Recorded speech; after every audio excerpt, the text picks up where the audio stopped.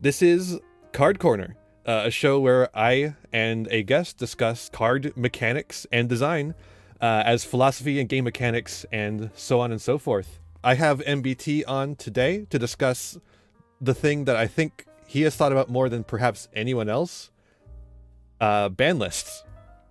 Oh, I thought that he has thought more than anybody else was going to be like how to actually win a game with Ghost Trick. But yes, that would actually be you, I think. Yeah. I have thought deeply about how to win a game with Ghost Trick. The key is don't.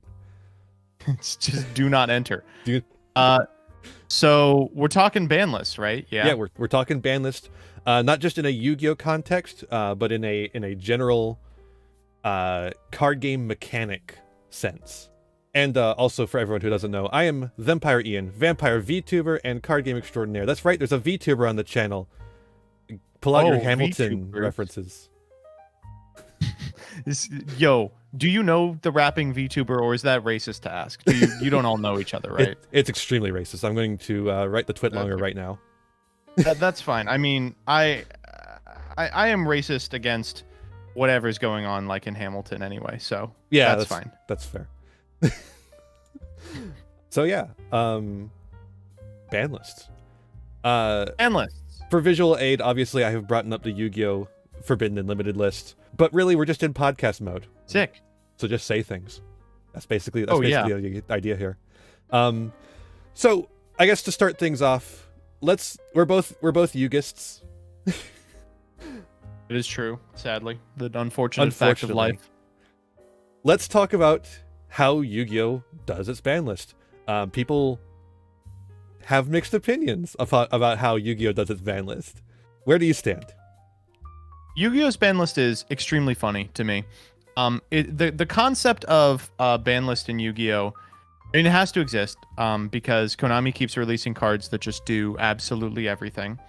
And because we don't have set rotation, there's no real incentive to buy new product unless there's like a background power creep that eclipses every previous deck at a rate of like one.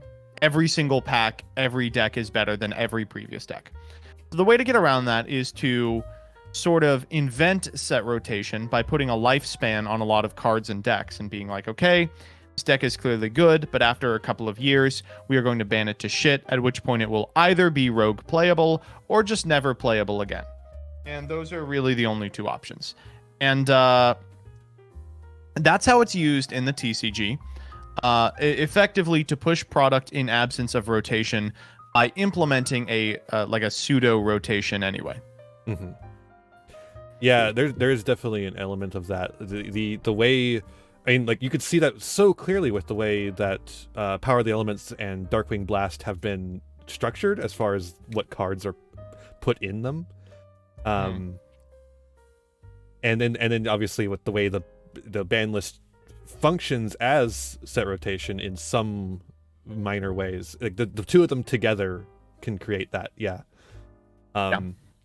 It's definitely weird. I don't think there is a card game that has quite as robust. Like if I scroll down here, it goes for a while. This is a very robust list.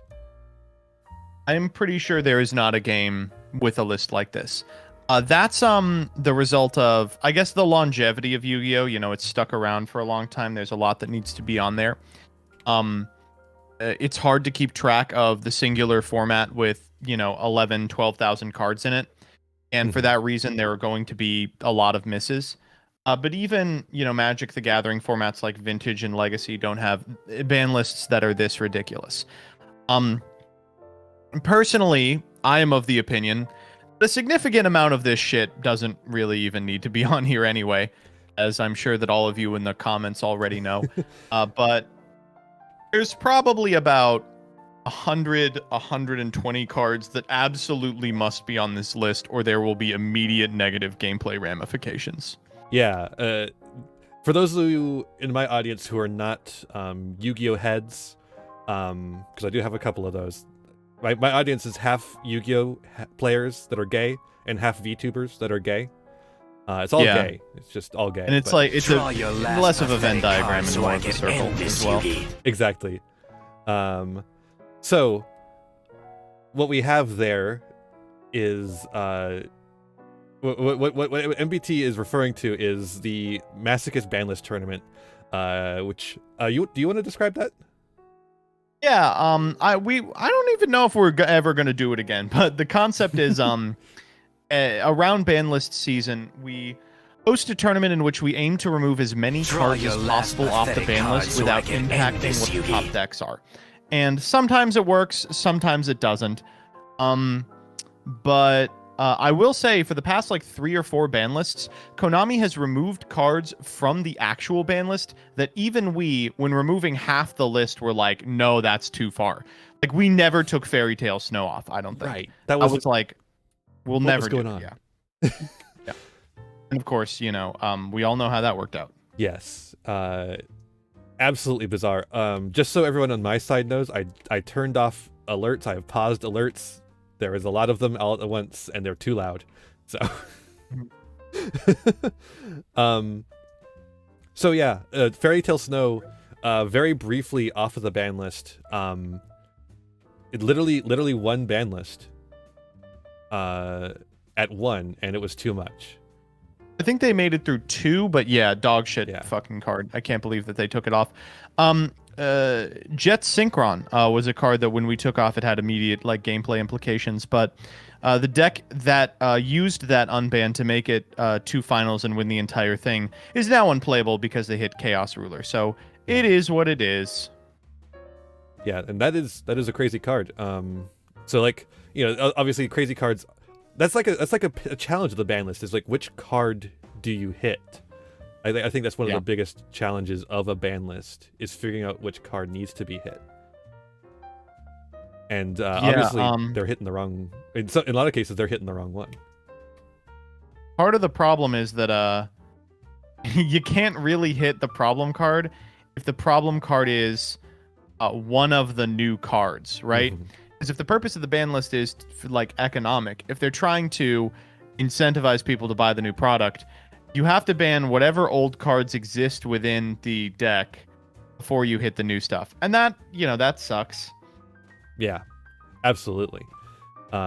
It's like the pots, and like obviously there's differing opinions on whether Pot of Desires needed to go to 1, but the fact that Pot of Desires was at 1 and the other pots were not, I think is like questionable.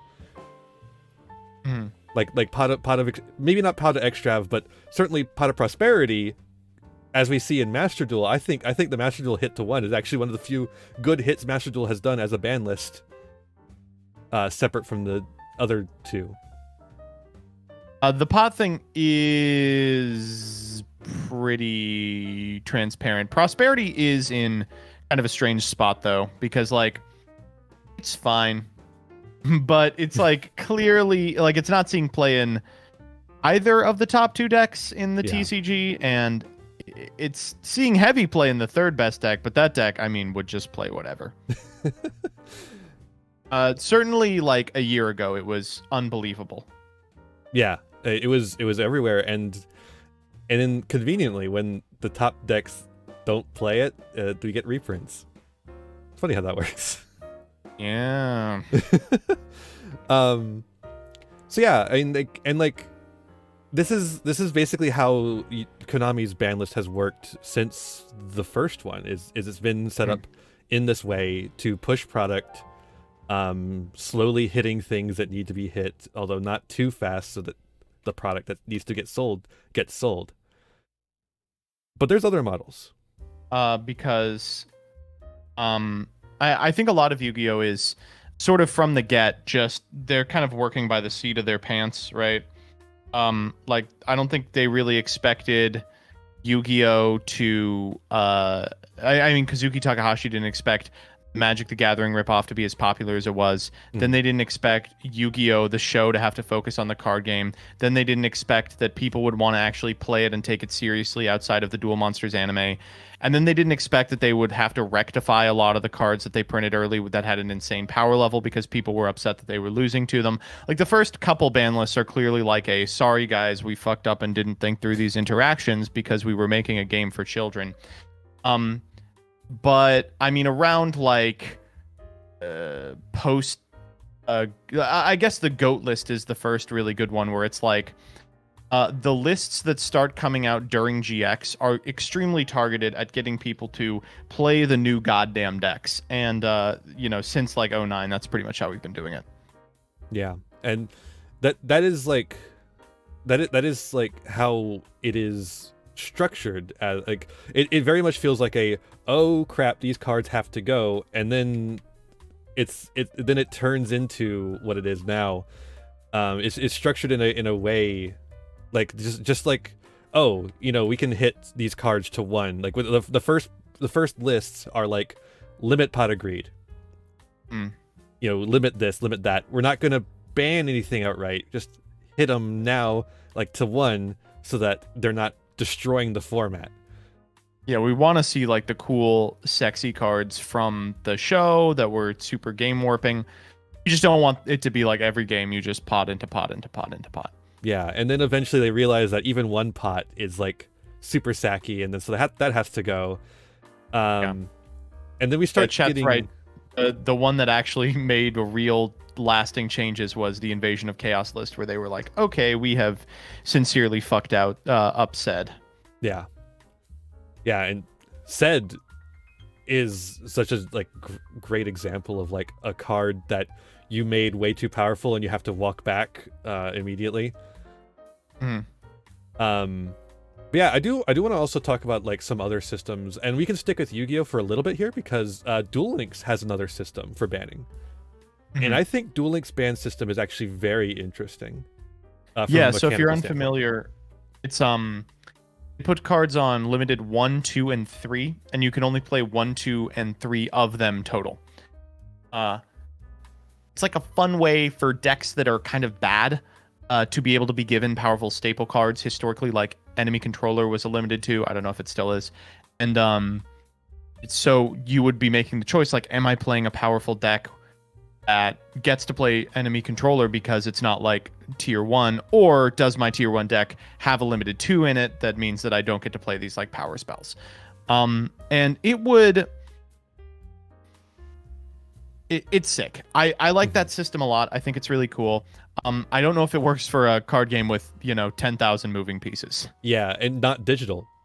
If it doesn't have that digital aspect to maintain the like aspect, the ratios of everything for you, it becomes a lot more easy difficult. To tell in Duel Links if you are over the limit. It's not easy in paper. Exactly. But it is still a really sick way of doing a ban list, I think. Really cool. I think it's actually worked pretty well for Duel Links as well. Duel Links is still kind of fun. It's certainly had its fair share of dog shit formats, but absolutely. Yeah, I am a constant preacher of the Duel Links gospel. I think it's fine. Yeah, that's about where I'd put it. It is fine. It doesn't quite scratch the same itch as regular Yu-Gi-Oh for me, but it is playable, very playable. Yeah, so like that's like the kind of thing we can take into. So like if we're looking at this from a card design standpoint, if we're like trying to design our own card game, like these are the kind of ideas I would like to put forward for people, because I don't think Yu-Gi-Oh has done it well. Like, and they're probably the best example of ban lists out there, like the most well-known example. And I don't think Yu-Gi-Oh has really perfected ban lists. And so I think maybe alternate models is what we really should be looking at.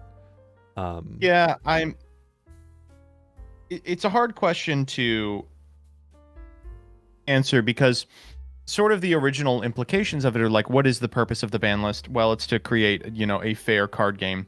But also it's to make money, and also it's to generate news, and also like having a big ass ban list is a thing that people like in Yu-Gi-Oh. Bringing powerful cards off like Change of Heart get normies interested again. They go, oh, Yu-Gi-Oh isn't dead.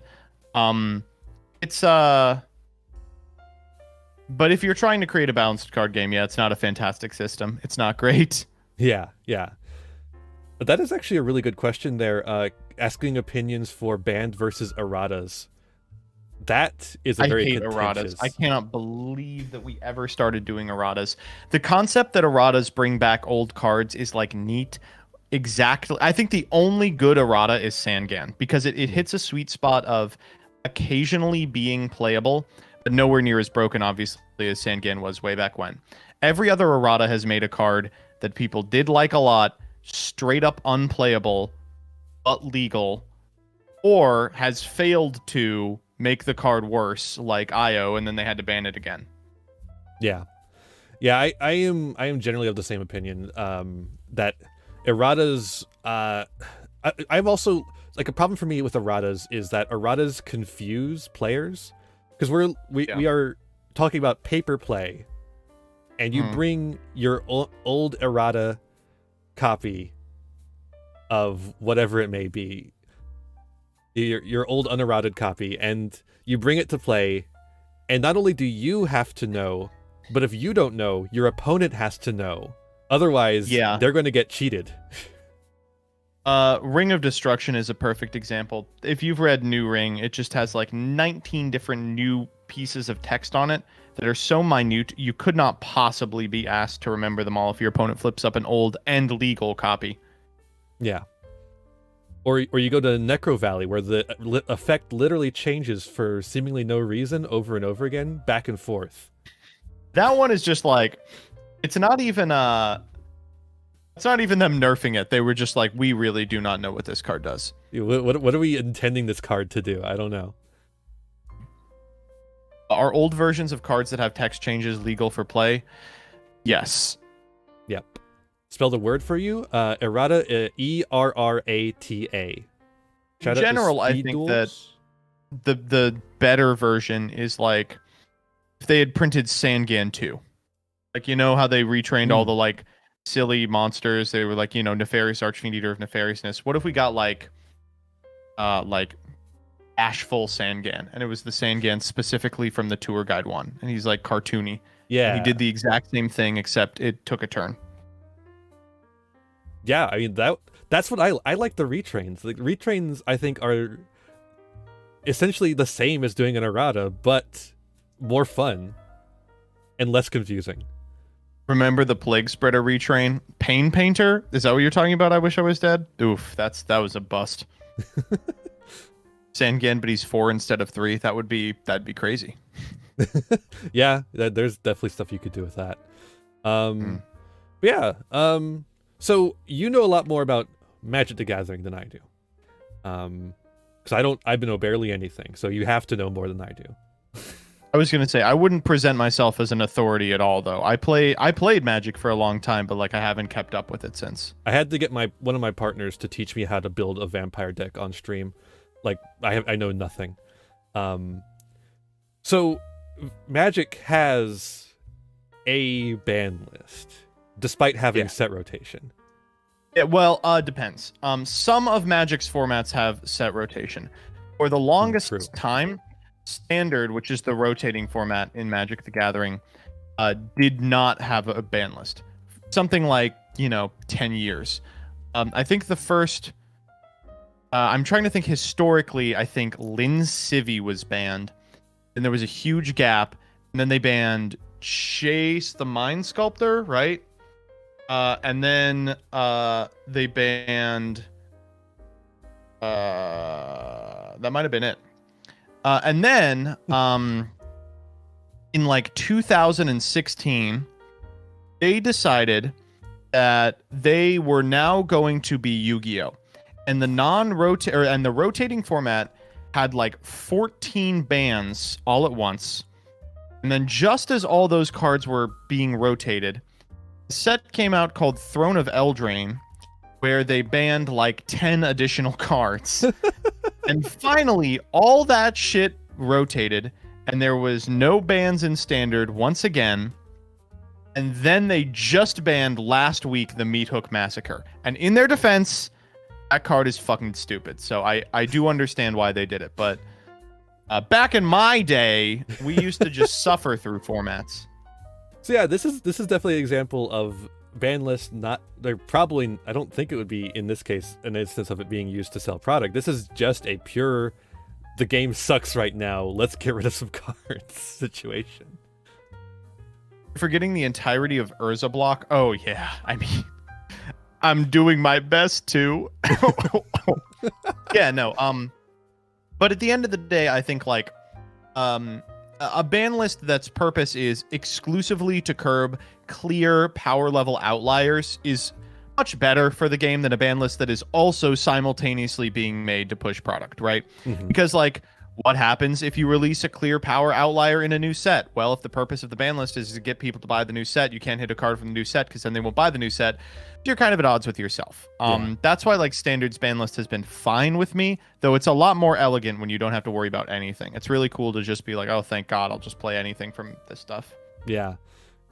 I mean, even Pokemon has had the occasional times. I mean, I know I haven't played a lot of modern formats, but I know back in the Neo era, or it was Neo, wasn't it? Anyways, the Johto era, they had the Sneasel that had to be banned because it had a crazy move that was really easy to do.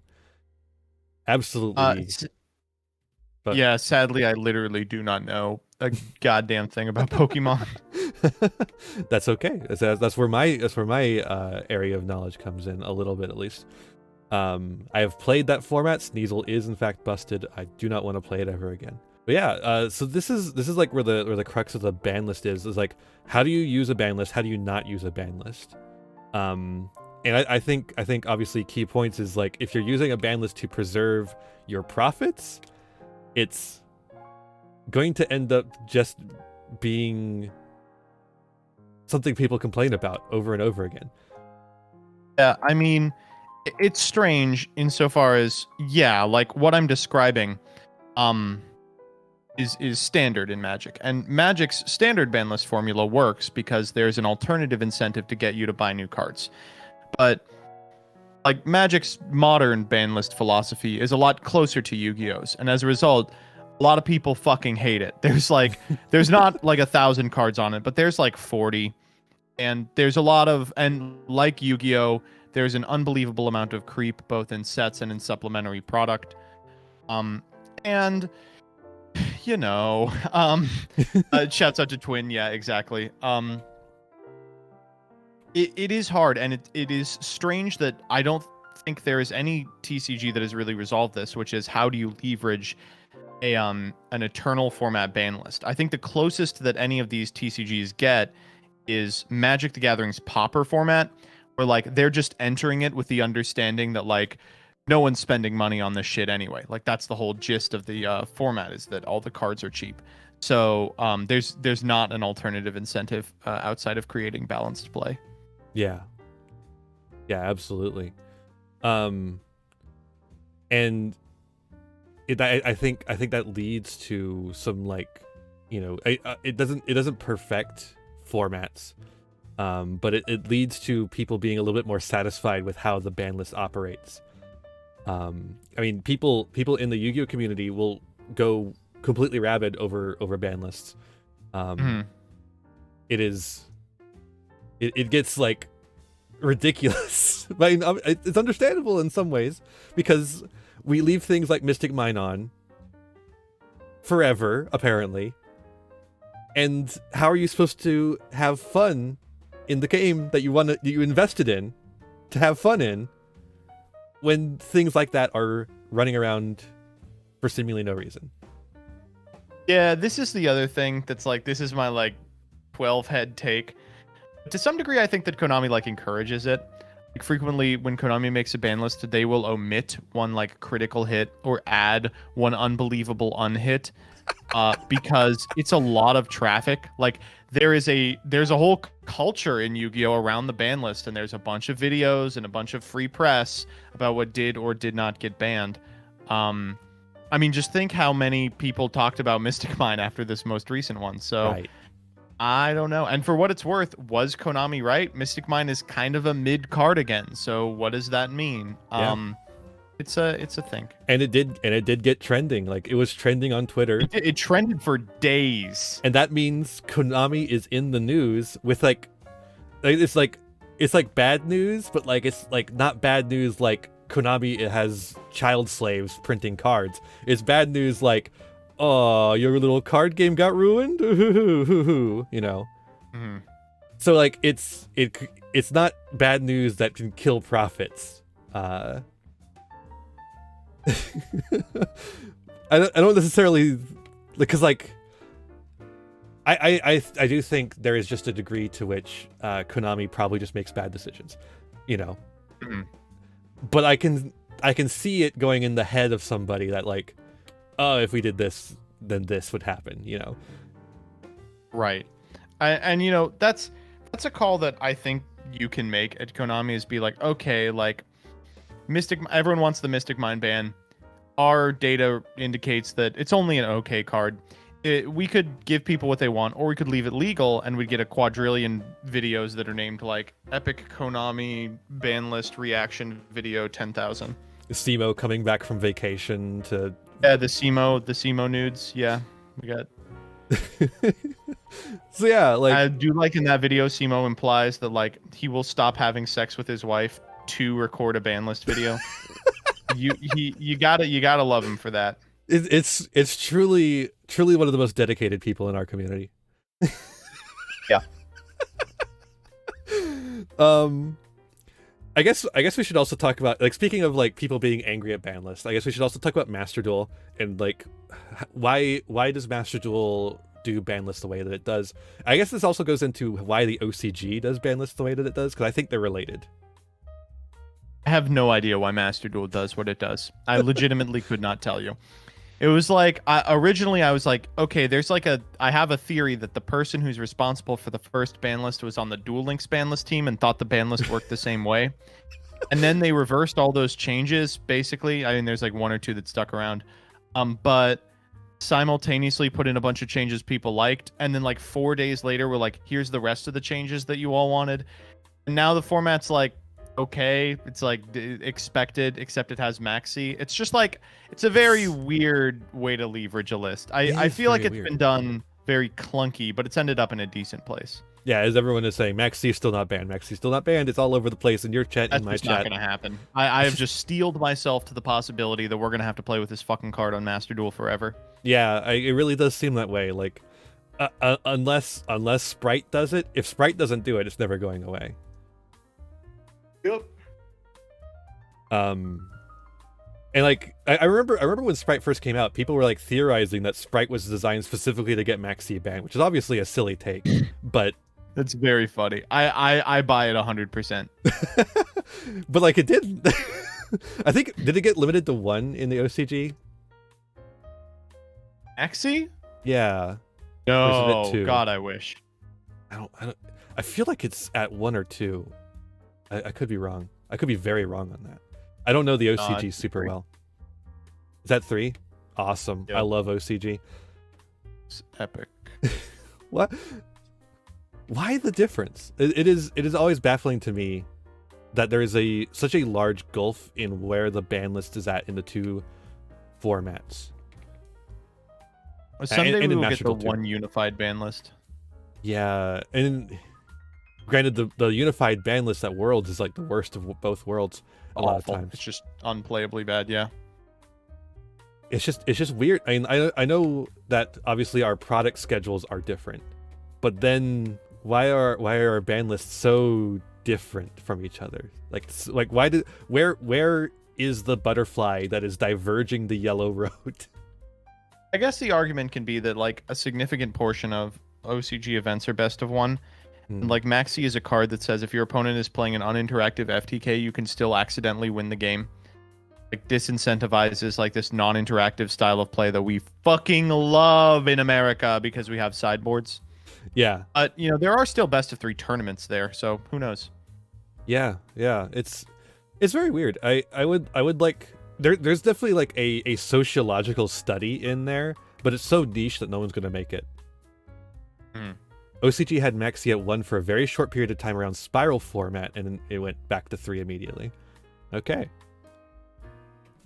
That's wild. That is so funny. Why would you bring it back? It's hilarious. When you spot the bug, you keep it away. In Japan who complains about Maxi. That's crazy. That's Yeah, that's crazy. Core issues release structure. I mean, I know the release is different, and it leads to the ability to make a different list, but I don't know why the choices are so different. That's my question. Because it seems to me like the choices we make is what is hugely different despite playing eventually the same cards.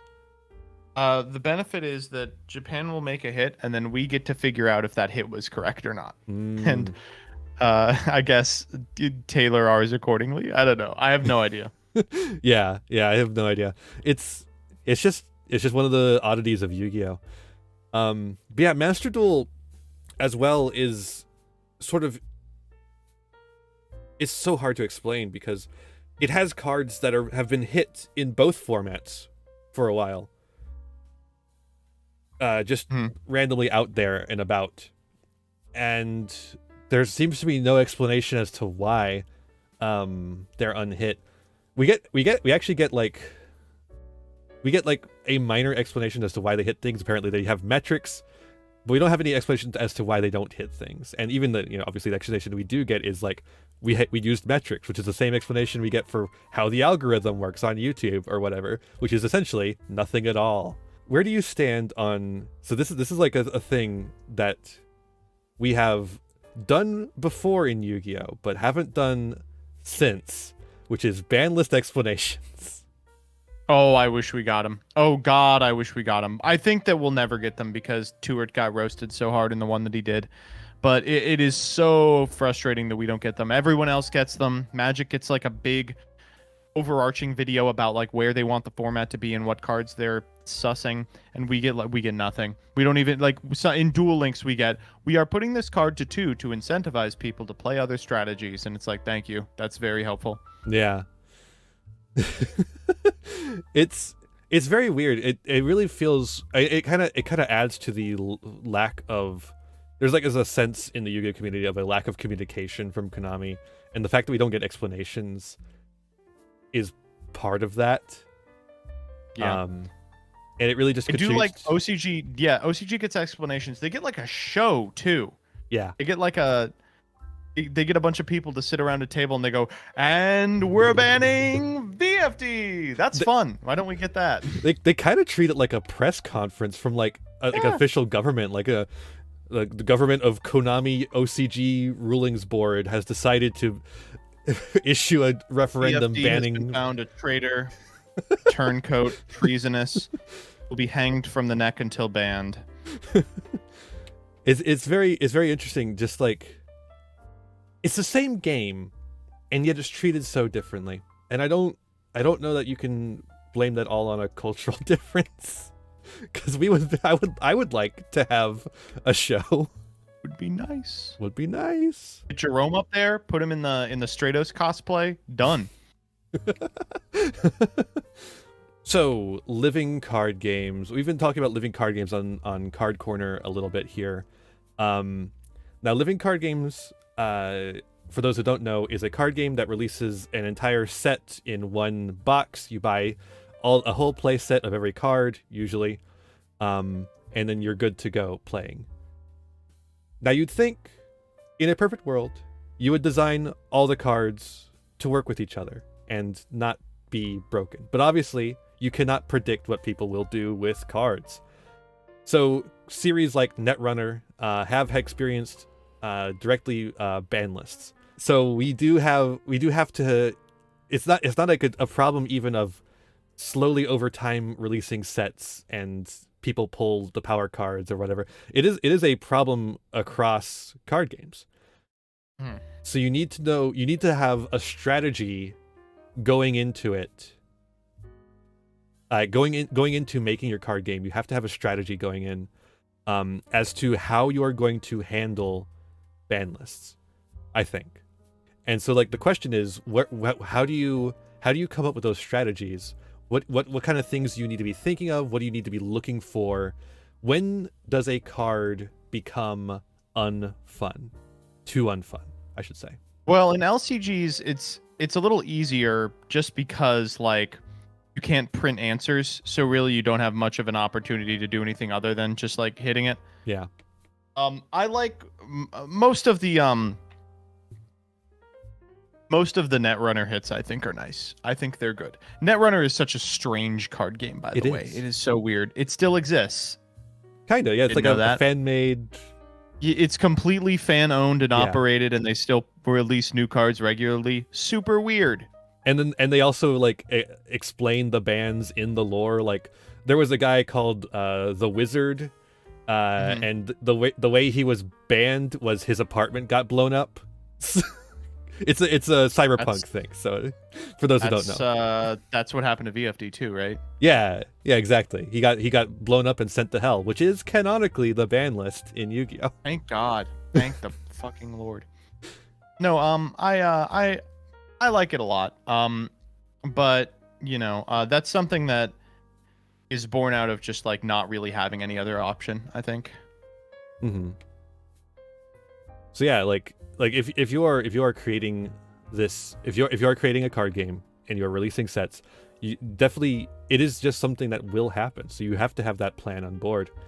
But yeah, like I think the back to the question of when is a card unfun, because people have different ideas of what unfun cards are. Like I've seen people saying that the hand traps need to be banned. like Ash Blossom needs to be banned. I can't possibly fathom having that take. It's such a weird take, but like people have such wildly different ideas of what constitutes a bannable offense for cards.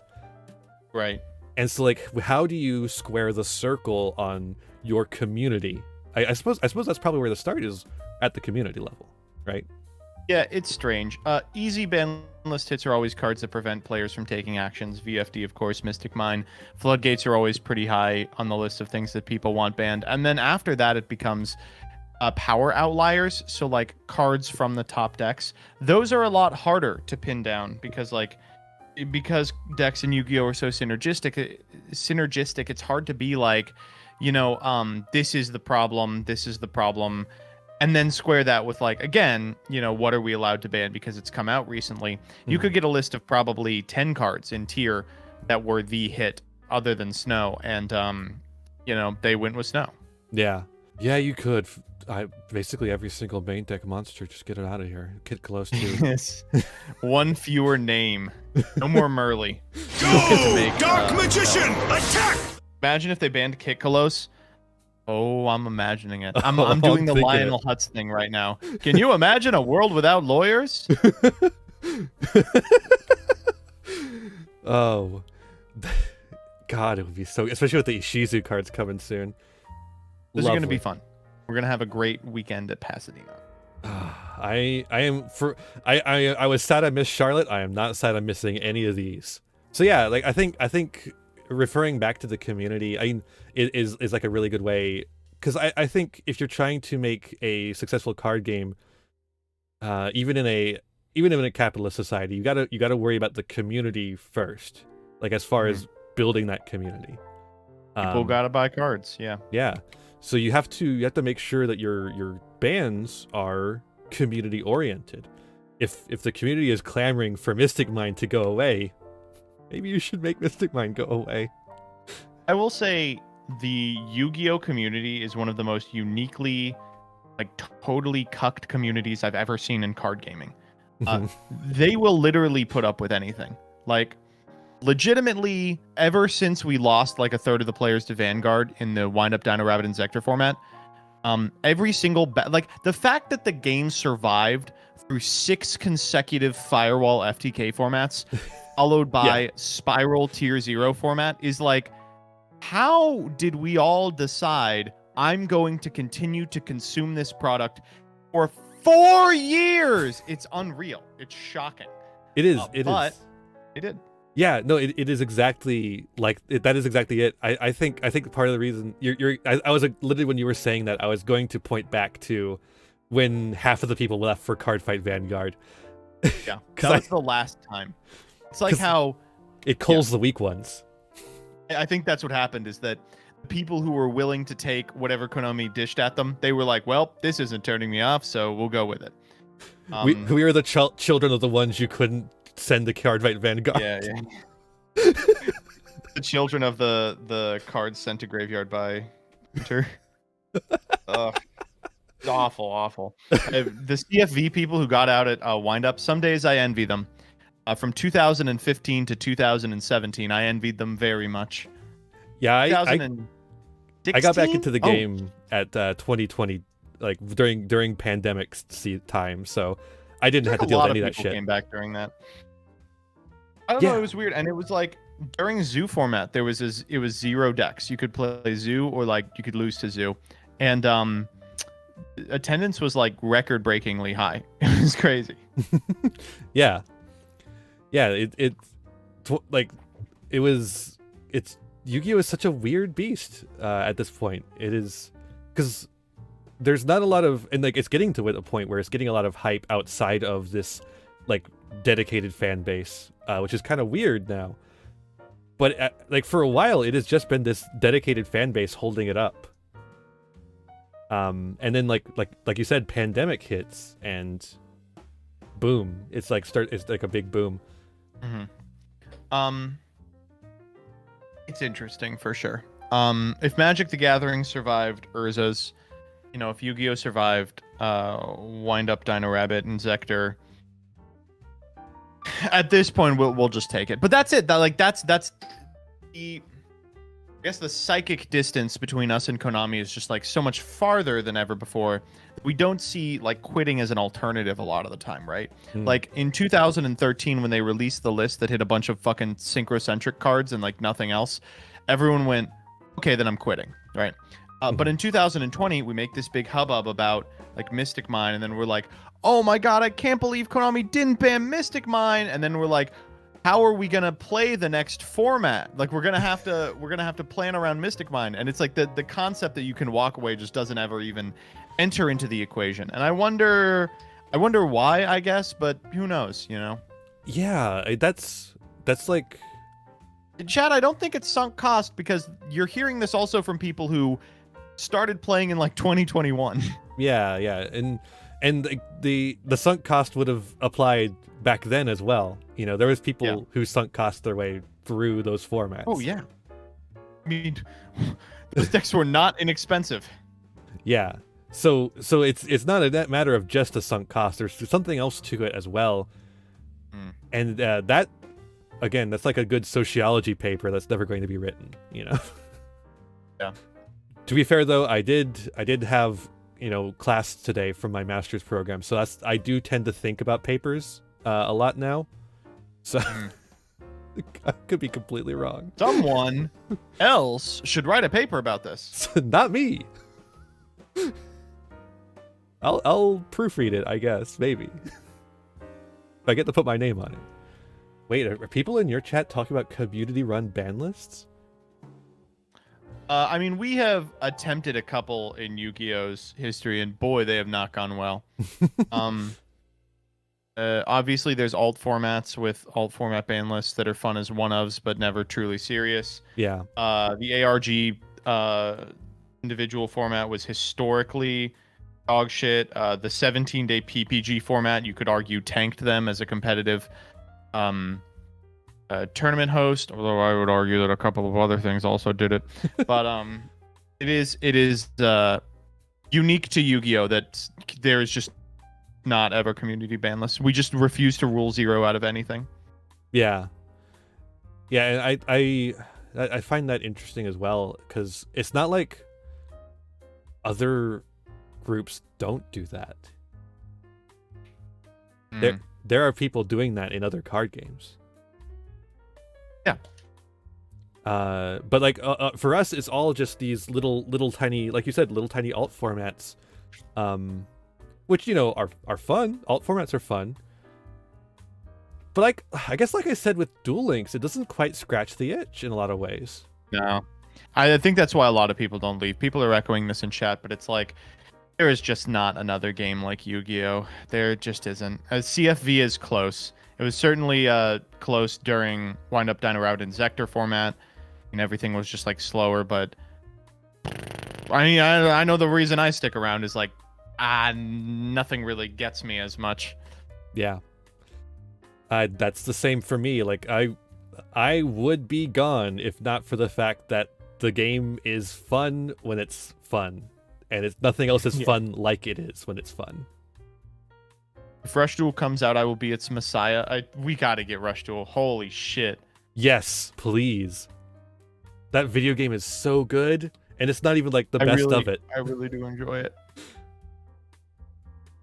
I will be all over Rush Duel. I will become a Rush Duel tuber. Fuck it. I will become the Rush Duel Andy for sure. There's a sort of reverse sunk cost that some people have where they take their expectations of a sunk cost and get invested to the same degree as if they'd already sunk that much cost. That's funny. That's hilarious. Sunk cost, but for like mental load. Yeah. Like people who have never purchased a card in their life playing on Edo Pro talking about sunk cost. That's very interesting. Yeah, Proxy that's sunk cost. Yeah. that's a good one, Key. Definitely something to think about. One explanation for why so many people value physical copies of games, even if they've grown up with downloads. Yeah, that's wow. I know. It's just like the other reason, of course, is that physical media stays around. Rather Yeah, I was gonna say. But like that would be why I buy cards instead of like just doing digital, even though I don't actually go to my locals very often. I have no reason to buy cards. I just theoretically am going to play someday, maybe. Yeah. Oh. All right. Yeah. I should do Jank Bank, but this was an illuminating conversation. Yeah, I'm glad to hear that. I don't know where we would go from here. Yeah, I feel like the ban list is always going to remain this big spectacle in Yu-Gi-Oh, and there's not much we can do to change that, but maybe we lean in. Maybe we'd be like, Konami, make it more of a spectacle. Get Jerome in the Stratos cosplay. Yeah, I mean, if you make it a full 3-ring circus, at least it's a full 3-ring circus and not just a dinky little 1-ring circus of fleas, you know? Mm-hmm. It absolutely. Yeah. But if you're designing a card game, I think there's something to learn from this. Just like Right. taking all these ideas and think about them. I don't want to tell you what to do.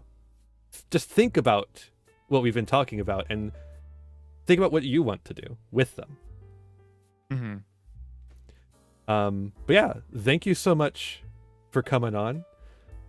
I really appreciate thank you for it. having me. This was neat. Yeah. If you ever want to be back on Card Corner, you can always be on. I don't care what we talk about, honestly. It's been a great time. Yeah, no. It was a lot of fun.